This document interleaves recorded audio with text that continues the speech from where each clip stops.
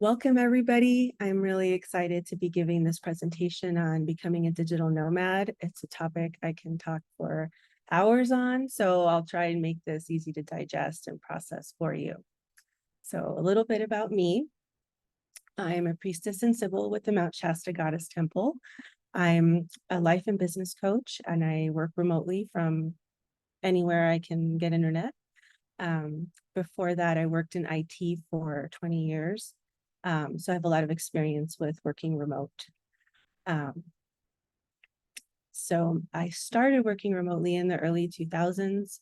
My company adopted a hybrid work schedule because IT was kind of like the first field to really get into remote work. So I did it hybrid for a while, and then in 2013, I became full-time remote, but I still had to be home. I had to work from my house, which wasn't quite as liberating. So in 2019, I did a big career change, did a training program, and became a coach. I work with women in tech, as well as people looking for work-life balance, digital nomads, and a whole bunch of things. And I began my digital nomad journey in 2021. And for me, that looks like working from my RV. So I'm kind of limited to North America at the moment and South America if I wanted. But hopefully in the future, I'll take off for other lands.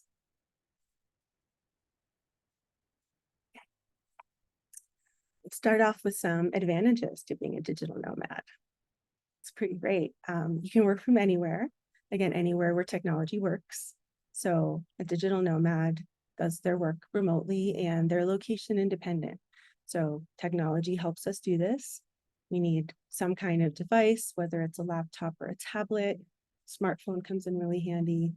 And some way to get internet, whether it's a place you're staying at, co-working spaces, whether you have a hotspot, Starlink, it'll really depend on where you're going. But that's really how digital nomads do our work. You have more freedom and flexibility with your time, and you get to, experience new places. You're not either or traveling or working. You get to blend them, which is cool. You have opportunities while you're working to explore ancestral travel, pilgrimage, places that call to you, and you get to do more of that as a digital nomad than you would just squeezing in vacation in between, work and holidays and all the busy things of life. You also have a lot of opportunities for personal growth and discovery. There will be challenges that you have to manage. And so from that comes growth, and you get to learn about yourself, discover different aspects of yourself you maybe weren't super in touch with, depending on the places and people you meet. So it's a really great opportunity to expand your perspective, connect with different cultures, eat different foods, live in different landscapes. Getting to live in a place you haven't been in before is a different feel than just going on vacation for like a couple days or a week little snapshot. So you get to get more of a local vibe. And there's more life in your life, right? You have just a world of things to explore. So it's pretty great, I have to say. Some essential skills and kind of the mindset of the digital nomad, right? Some things that are really important are problem solving and resourcefulness. Things can and do go wrong when traveling, reservations get canceled, things are late, you miss a connection or whatnot. And so you kind of have to think on the fly, use your resources, make alternate plans, go with the flow, right? And so the better you are at this, the less frustrating those things will be. And in that same vein, adaptability and resilience. Especially, in today's times, we have extreme weather events happening more frequently. We have floods, fires, earthquakes, natural disasters. They're increasing in frequency and intensity. So there's a good possibility that it'll impact your plans. You may have reservations. You're going to be somewhere for 3 months and now there's fires. Maybe you have to change gears. And so being able to adapt to whatever the current conditions are and make the most of it will really help in being flexible when things come up. Something else that's really important is discipline and time management, right? You're not just on vacation where you get to sleep in if you want, stay out late, etc. You're working, right? You're juggling work, the errands of just typical life, groceries, laundry, what have you. And then also you want to explore and be in vacation mode and do all the fun things. So it takes some discipline and some planning to make sure you have time for everything and you don't burn yourself out. Also important is effective communication and networking skills, depending on where you're traveling. Maybe a different language, or people may just speak differently in a different region. And so being able to communicate, to build a new network, if you're going to be somewhere for 3 months, you might want to make friends with the butcher or the pharmacist, or the people that you may be interacting with on a semi-regular basis.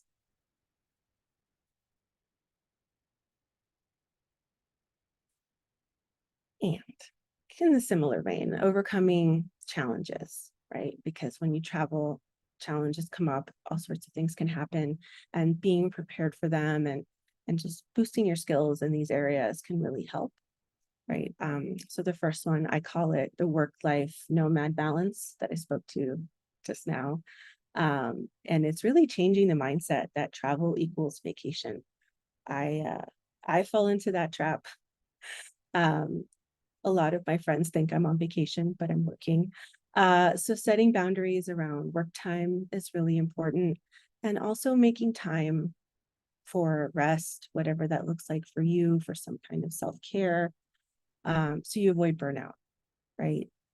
Packing as much as you can into a week or a couple weeks traveling vacation, you can manage and you get home and recover.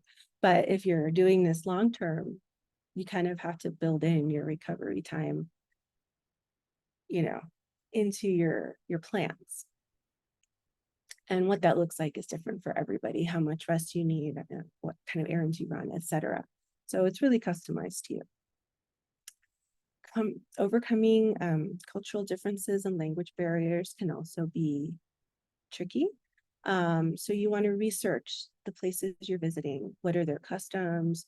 What kinds of things are maybe offensive, right? It might be different by region, definitely by country. Even the emojis you use are country specific sometimes, or culture specific. So you want to be sensitive to the culture you're visiting. And if you're traveling internationally and there's a different language, that's the common language there, maybe learning a few important phrases would be a good start. Or trying to learn the language using Duolingo, Rosetta Stone.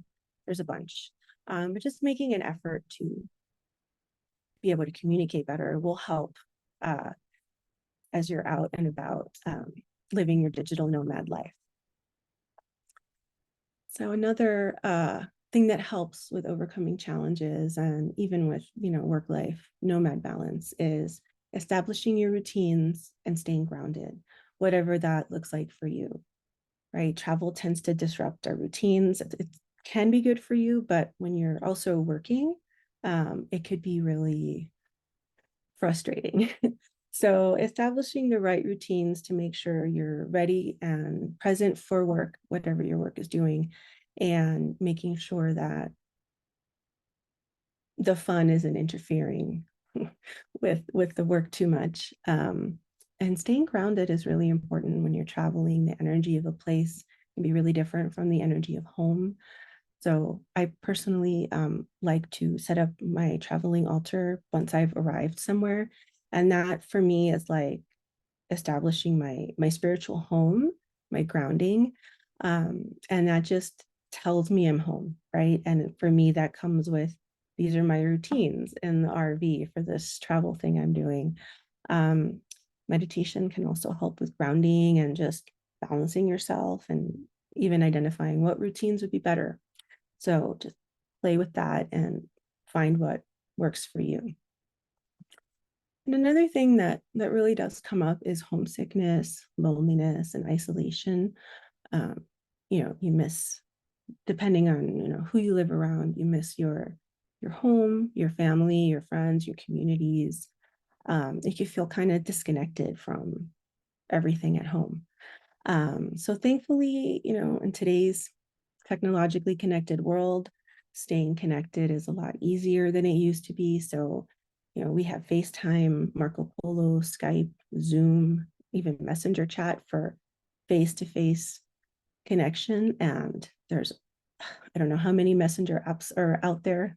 WhatsApp is good for international connections, but really, there's so many. There's lots of options, and um, it's really what works for you.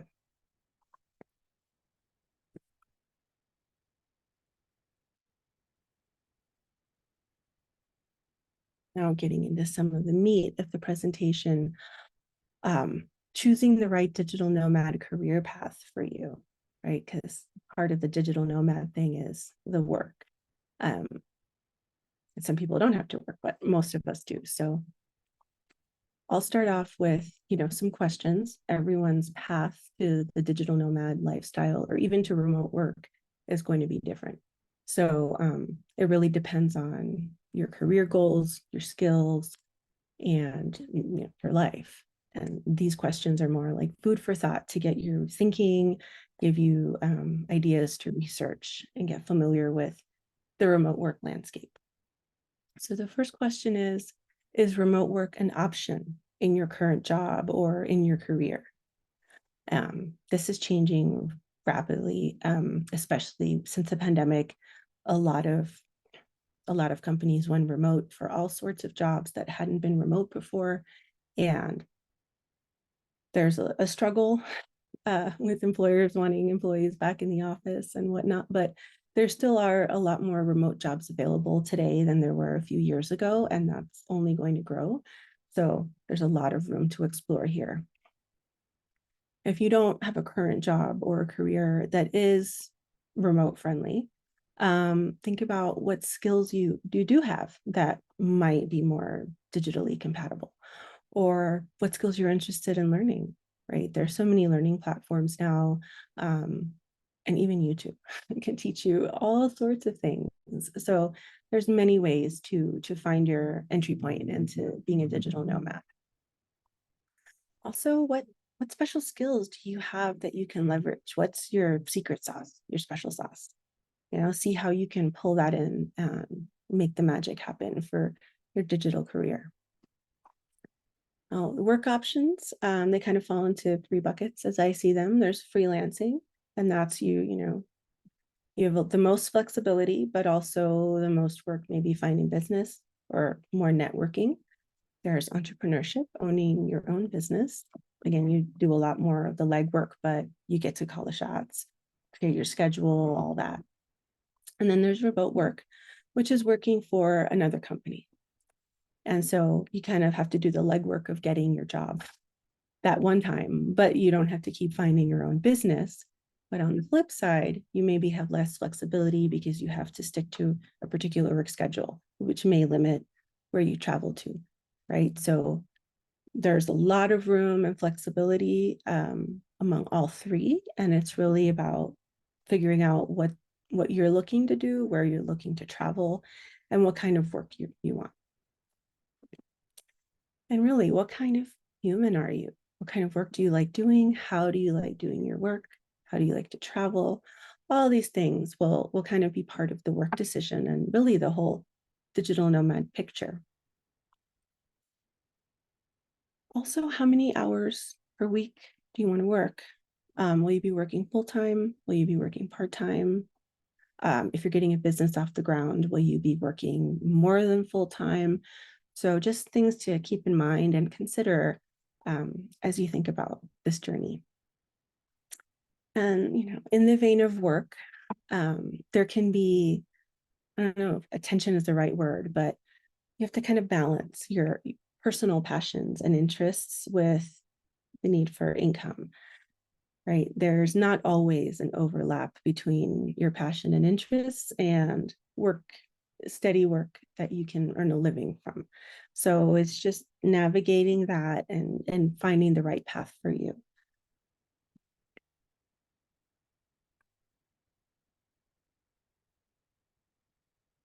So talking about careers, I put together a list to get you started and thinking about this type of stuff. And so I'll say the pandemic really opened up remote work in so many areas, and it's awesome, right? More freedom and flexibility to do your work more on your terms. Um, so this list is not exhaustive by any means. So if you don't see your particular skills or interests listed, do some research to see what is available in the remote workspace, because things are evolving. And I mean, niche startups are popping up to offer all sorts of services to connect service providers with people who need the services. So more and more different fields are opening up to remote work. So start with IT, and this is what I'm most familiar with because it is my background, and I coach a lot of folks in IT. So there's a pretty broad field there to explore. There's roles of product manager, project manager, analyst, designer, engineer, user experience research. Lots of things within that space that lend themselves to remote work. And there's a lot of opportunities for training. Coursera has certification programs. There's all sorts of boot camps for these different roles and training programs for different budgets. So it's definitely a space that has a lot of opportunity. I work with a lot of people kind of trying to break into this field. And right now, well, in general, the job market hasn't been great. Like IT kind of took a nosedive in 2023, and it was hard for a lot of people, but there are still jobs. You just maybe have to look a little longer, do more interviews. That's just the way things are at present. Other creative careers that are pretty common for remote work. You've got things in the creative design space, like graphic design, website design and creation, video editing, all things related to graphics. In the marketing space, there's marketing positions galore, social media managers. You can do that from anywhere on your own time. Virtual assistants, that's something that's gaining in popularity too. So lots of options to look at. If you're a writer, you can write from anywhere. Technically, you've got to set up your space to, get in your creative groove, but totally doable. You can also do copywriting and editing and other things related to publishing that don't have to happen in an office. And in the growth and well-being area, therapists have gone online more and more and have online businesses. So that opens up the world of remote work to therapists, which were traditionally in an office. You've got coaching, mentoring, being a diviner or other magical practitioner, even personal training, all available online now, which is pretty great. There's lots of options. And then there's other options like customer service, you'd be tutoring, transcription services, bookkeeping, accounting, even lawyers. There's now companies that match lawyers with people who need lawyers all online. So, it's just growing, which is really great. And there's lots of opportunities.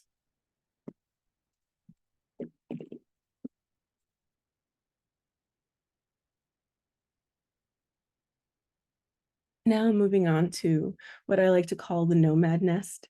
It's your home while you're a nomad.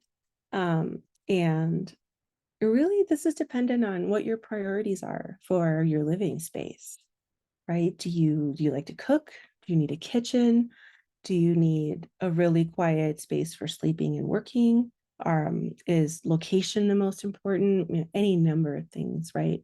And so I ask kind of, here's some options. And it's really about how you want to be a digital nomad. So one thing to think about is, will you work from your nest or elsewhere? Right? That'll inform the kind of place you look for. Other options to working from home or from your nest would be co-working spaces, coffee shops, libraries, a park, depending on the work you do, right? Some of these may or may not be options, but you can get creative here. So how long do you plan to stay in one place? Considering that you're working as well as, enjoying and then traveling in between places. I like to stay in places for about a month. Since I travel by RV, driving days are exhausting, and really staying somewhere longer gives me recovery time and really time to enjoy without burning myself out. So that's kind of my pace, but that'll look different for everyone else. And how long you plan to stay somewhere also informs what kind of accommodations you look for, right? If you're staying somewhere for a month or more, you might look for a short-term rental or a sublet, somebody kind of subletting their apartment temporarily, Airbnb, Vrbo, and other home share sites. Now, with Airbnb, just a warning, I know recently there have been a lot of issues with scammers and last minute cancellations, things like that. So I would say use that with caution. If you're planning to stay somewhere for a few months and your reservation gets canceled the day you arrive, you're kind of going to be thinking on the fly. So just a little note to watch out for.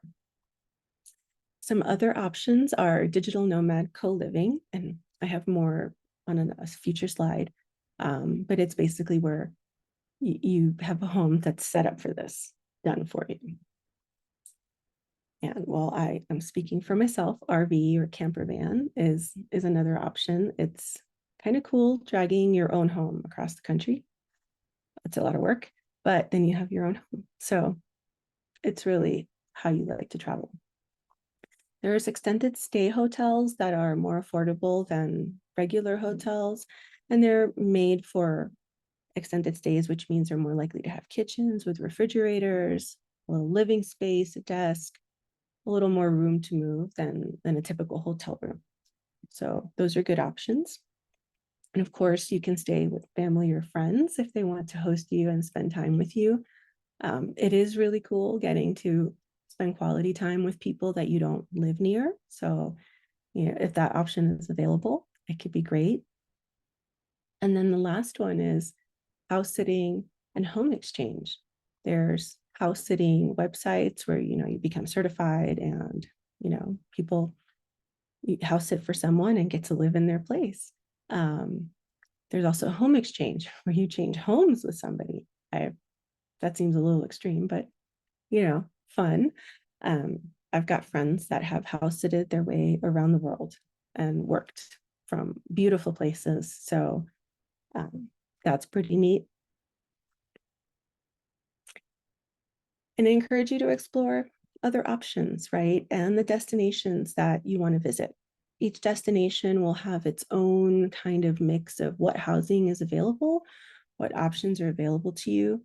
And also important to know is how far in advance you need to be looking for your home. So if it's a really popular destination that's slammed, you may have to try 6 months in advance or even more. And then less popular places, you might be able to improvise on the fly and find accommodations and everything in between. So I'm not saying don't improvise, but just do some research and know when you can improvise and when you really shouldn't. Planning versus improvisation. the balance of a digital nomad, how much to plan and how much to leave up to the moment.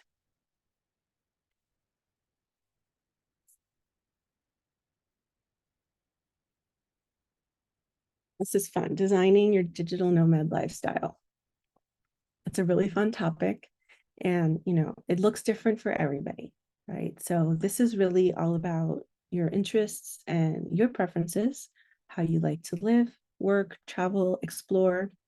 And so how that looks for you can probably different from how it looks for me and everyone else, and that's okay.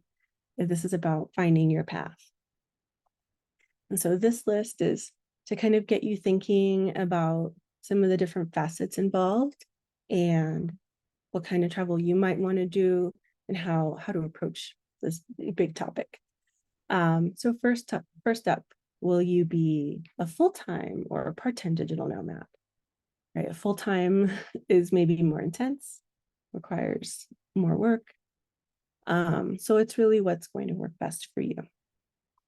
Next is mode of travel. Will you be traveling by RV or car, like road tripping? Will you be traveling by plane or boat? Some people travel by motorcycle, bicycles, all sorts of all sorts of different ways to be a digital nomad. It's really what is appealing to you and who you are. Also really important, I suggest try it out for a month or a shorter duration to just get a feel for what it's like, right? To learn, see what you like, what you don't like, maybe what you would do differently for a longer trip. That's my IT self popping in where I like to do test runs. So I think that could be really helpful if you're not sure about part-time versus full-time or the bigger decisions.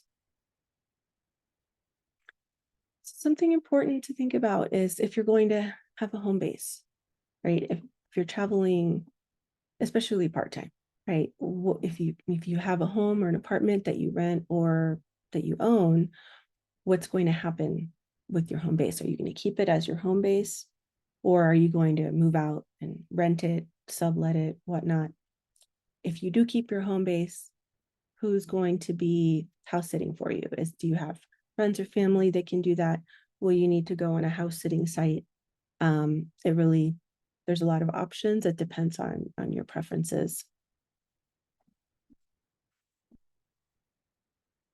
Next up is international versus domestic travel, right? Again, domestic travel will be a bit simpler. International travel gets a little more complicated. Not that it's not super amazing and rewarding, just there's more preparation, I guess. So you need to look at if you're traveling internationally, if you need a visa, if the country has stay limits for visitors, what other legal considerations you might have to think about. And also on the financial side, if there's a tax impact to working from another country, right? Every country has different laws. I know in the US, regardless of where you work, you pay taxes in the US. So just some things to do some research on and be prepared for so that they don't surprise you. Also, the not fun side of things is the finances part is what's your budget for the trip and researching what's available within your budget and then staying on budget. It's hard not to want to shop, when you're in new places and you just see things you like, but when you're traveling, you have limited space maybe for things. So, just a lot to think about what your budget is for different things, for housing, for travel, for transportation, etc. Next is reliable internet access, right?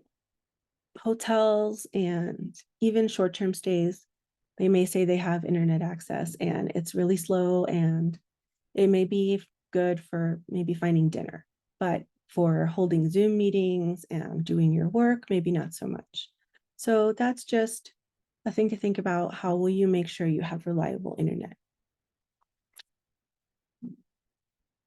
Also, important is healthcare and insurance. It's important to me, right? Everybody has different preferences and different needs. So this will be, something food for thought. I have an autoimmune disorder. So for me, healthcare is not optional, right? I still need to check in with my doctors and whatnot. So the good thing is that with the pandemic, a lot of doctors embraced telehealth and they kept it. So, it is possible to still have visits with your doctor virtually and keep your healthcare plan if that's what you need, or therapy or whatnot. It's just, communicate with your doctor and think about what's important for you to have in place in that area. It could be an acupuncturist, a naturopath, an herbalist, you know, whoever your healthcare provider is. And also important is your mailing address and mail service. So in the US, you have to have a mailing address. It's, they won't let you not have one. So even if you move out of your house, you still need a mailing address. There's mail services that you can set up as your mailing address that will hold your mail, tell you when you get mail, mail it to you if you want. Some people, they have their parents' address as their mailing address or other relatives. So really it depends on what's available for you and what you need for the amount of time you're going to be gone.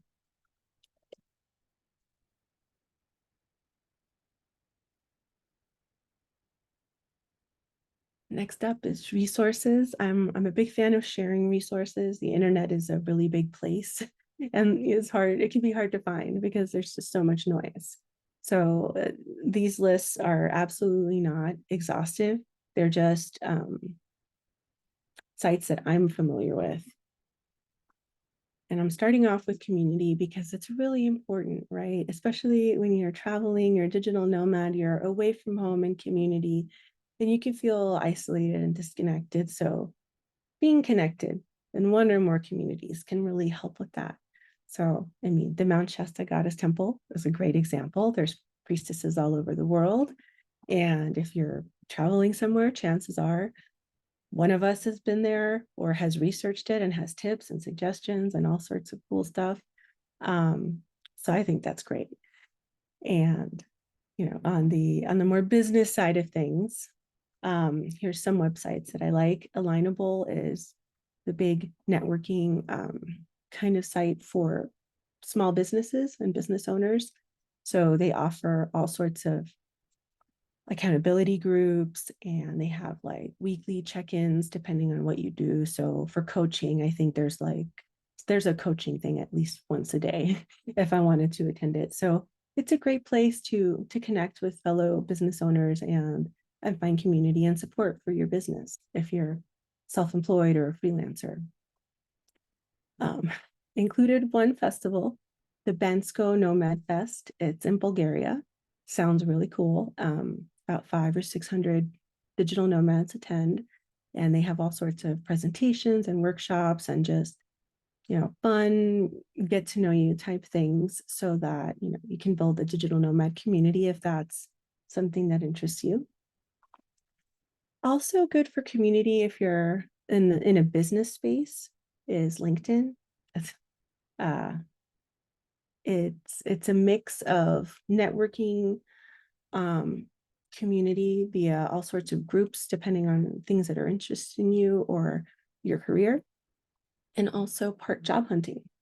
So it's got a lot going for it, and it's not as fun as Facebook, Instagram, or TikTok, but on the business side of things, it's a good support for your work. And I called out one group on LinkedIn that I'm a really big fan of. I'm a member, Remote Workers Worldwide.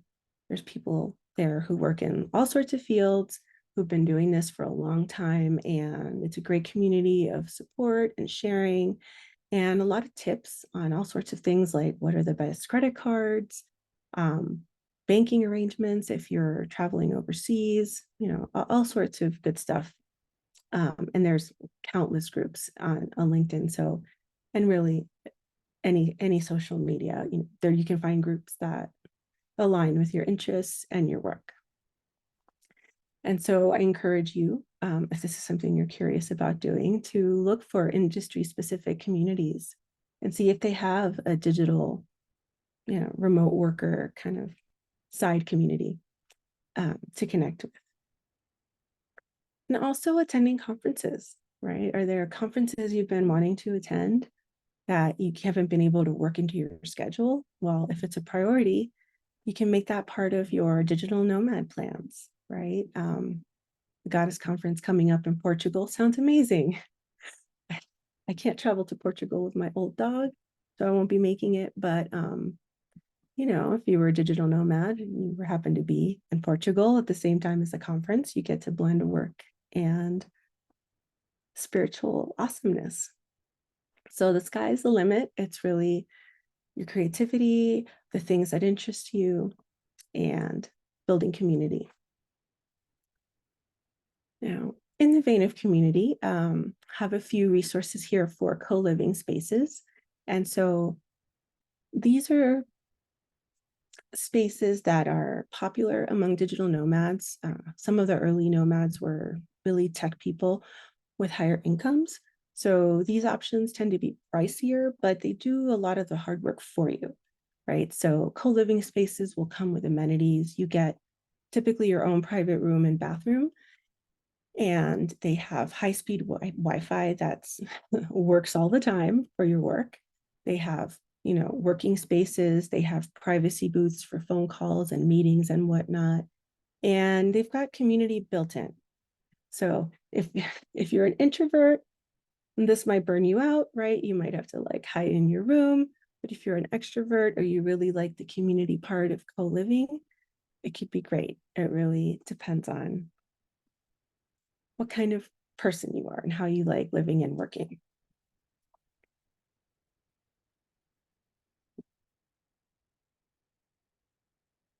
More resources. So again, this list is not exhaustive. These are just some popular freelancing websites where people put themselves up for work and can find work regularly. So a lot of them are really in the graphic design space, creative. Behance, Fiverr, and Guru.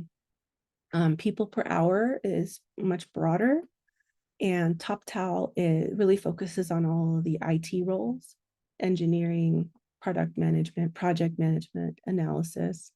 And they're pretty good with a good reputation globally. So I've heard good things. And if you don't see, something that fits your skills or your interests here, I encourage you to do some research on freelancing sites specific to your field or your skills. There is very likely one out there, and it's finding your niche, right? There are sites now for lawyers, for accountants, for taxes, all sorts of things. And I've listed some of the more popular remote work job sites where people have had luck. I also included a couple other sites like Glassdoor.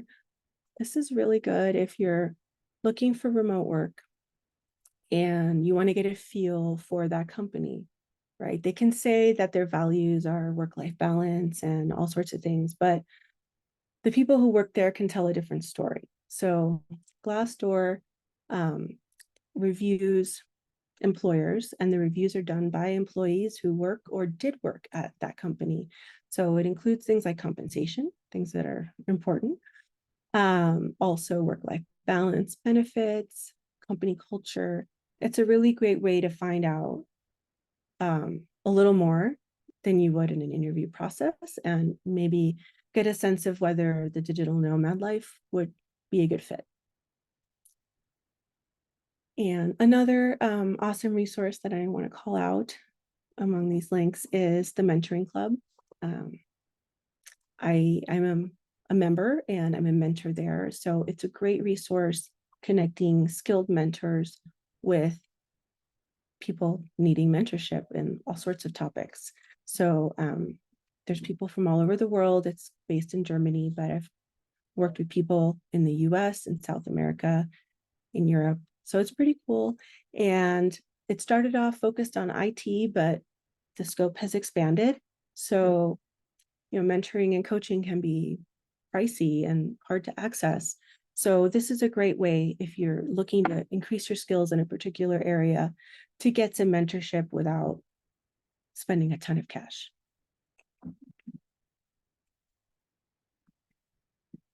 And like I said, the job market right now is a little challenging. So, especially looking for remote work, a lot of people got a taste of how great remote work is during the pandemic, and they want to keep it.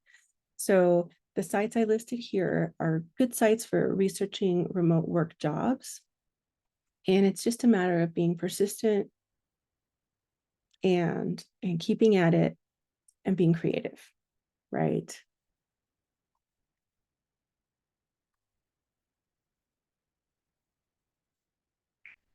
one more set of tools and resources. Planning. Planning is really important if you're especially, going to be traveling to multiple places over many months. There's a lot of information to keep straight, right? You've got your reservations, travel days, travel plans, your route, appointments, meetings, the fun things you want to do, right? It's a lot. Maybe someone can keep all that in their head. I cannot. So I use technology to help me with that. So I'll start with planning, right? And it's really planning and project management. These apps are good for work and they're good for planning travel. So use them in all sorts of ways. My favorite, what I'm using currently for all my travel planning and really for organizing my work is ClickUp. So it's good for planning, project management, calendaring, and keeping track of all the minutia of work and travel details. So I'll, have in there all the ideas for things I want to do and see, restaurants, tips people give me or whatnot. I'll keep all that there. And so that's really tied to where I am at the moment. Before ClickUp, I used Notion. It's really similar. It's also good. My husband just likes to try new technology and he switched us to ClickUp and I went with it for simplicity and I like it. So they're both good. Todoist is good for checklists and reminders. It's also good for project management, works very differently and it looks different from Notion and ClickUp. So really it's what works with your brain. How do you plan? What app just, do you connect with? And so if none of these work for you, I encourage you to look for others because there's plenty others out there. Trello is my favorite app for checklists. I love it. You can organize your checklist all sorts of ways. So for me, it's really good for like packing lists and things like that. It also offers project management features, but it doesn't work with my brain. It hurts my brain, so I don't use it. And then just one RV tool that I swear by, RV Trip Wizard is really great for trip planning, especially like, months at a time. It's a great way to find campgrounds and just keep all your travel arrangements organized.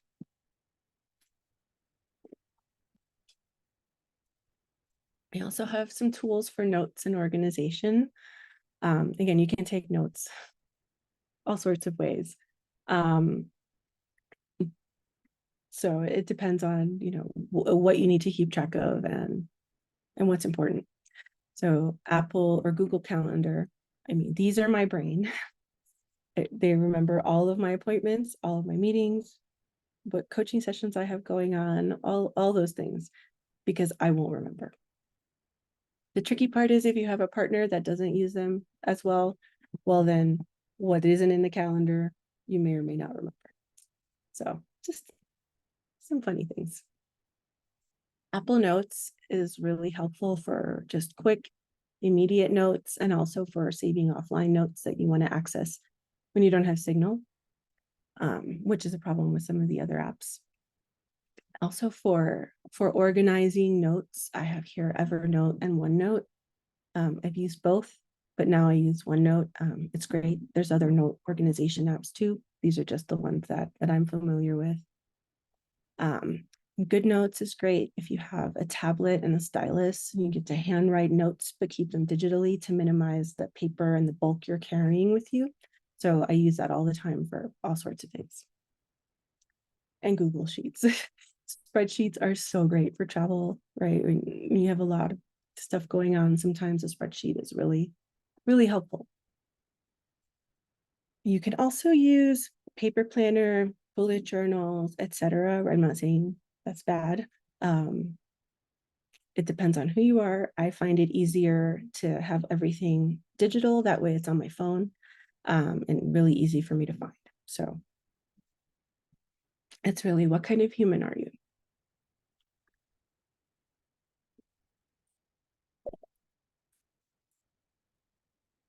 So many facets to digital nomad life that it can really feel overwhelming. You have to think about so many different things.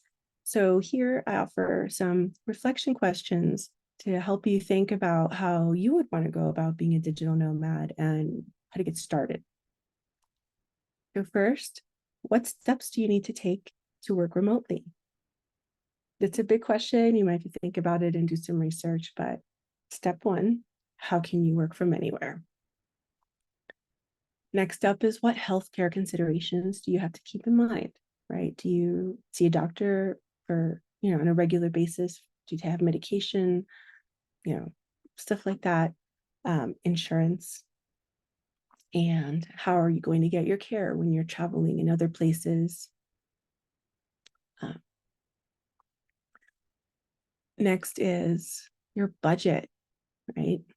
No, but this is not the fun part, but understanding what budget you have will help get the planning in motion, right? It'll help you understand kind of what accommodations to look for and understand maybe if you need to make changes to your work plan. Yeah, that was not fun. But now for the fun questions. What's your first stop? Awesome, but hard if you have a very long travel bucket list. And how long will your first adventure be? Right? You're going to try a short adventure, a longer adventure. What is your plan for internet access? I've mentioned this a couple times because it's pretty critical. Depending on where you're working from, you may not have good cell service. Countless things can come up. So having a good solid internet plan to make sure that you can do your work is important. And your fun trip research. Also, who's going on this adventure with you? Are you traveling solo and having a great adventure? Are you traveling with a partner, with family, friends, with a pet? Right, all things to take into account when you're making this plan. And what's stopping you from doing this awesome digital nomad thing?